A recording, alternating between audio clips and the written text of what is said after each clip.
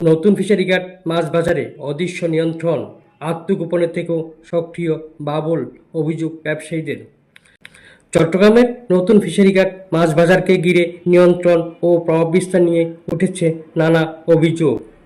নিষিদ্ধ ঘোষিত চট্টগ্রাম মহানগর মৎস্যজীবী লীগের সভাপতি ও সোনালী মৎস্যশিল্প সমবায় সমিতির সাবেক সভাপতি আমিনুল হক বাবুল আত্মগোপনে থাকলেও পরোক্ষভাবে বাজার নিয়ন্ত্রণ করছেন বলে দাবি করছেন সংশ্লিষ্ট ব্যবসায়ীরা।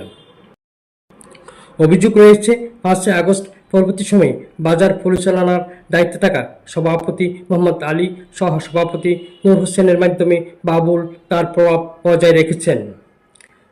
স্থানীয়দের ভাষ্য অনুযায়ী দীর্ঘ 17 বছর ধরে আওয়ামী লীগের রাজনীতির সাথে যুক্ত থেকে বাবুলের ঘনিষ্ঠ সহযোগী হিসেবে কাজ করছেন আলী ও নূর হোসেন। তবে সাম্প্রতিক সময়ে তারা নিজেদেরকে বিএনপির সমর্থক ও ডোনার হিসেবে পরিচয় দিচ্ছেন। অভিযোগ রয়েছে আমিনুল হক বাবুল নিষিদ্ধ চট্টগ্রাম মহানগর আওয়ামী লীগের সাধারণ সম্পাদক আজম নাসিরের অনুসারী ছিলেন। একটি ছবিতে তাকে এমপি লতিফ ও শামসুল ইসলাম বিচ্ছুর সঙ্গে দেখা গেছে।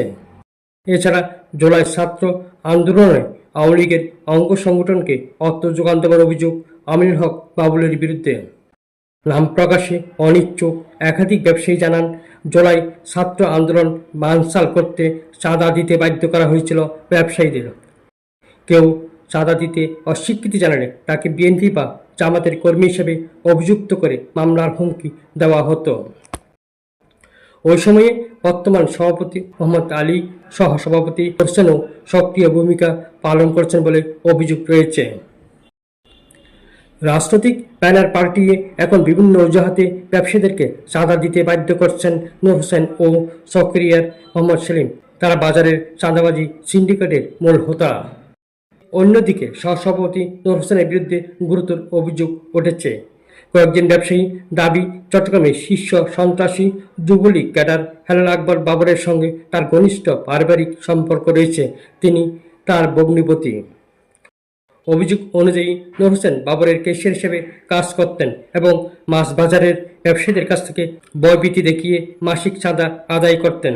আদায়কৃত অর্থের একটি অংশ তিনি নিজে রাখতেন এবং বাকি অংশ বাবরের কাছে পৌঁছে দিতেন বলে অভিযোগ রয়েছে। নূর হোসেন নিজেও হেলাল আকবর বাবর তার ভগ্নিপতি বলে স্বীকার করেছেন। মাছ বাজারের আধিপত্য বিস্তার ও চাঁদাবাজি নিয়ে মোহাম্মদ আলীর বক্তব্য নিতে মুঠোফোনে ফোন করলে তিনি অসংলগ্ন কথাবার্তা বলেন।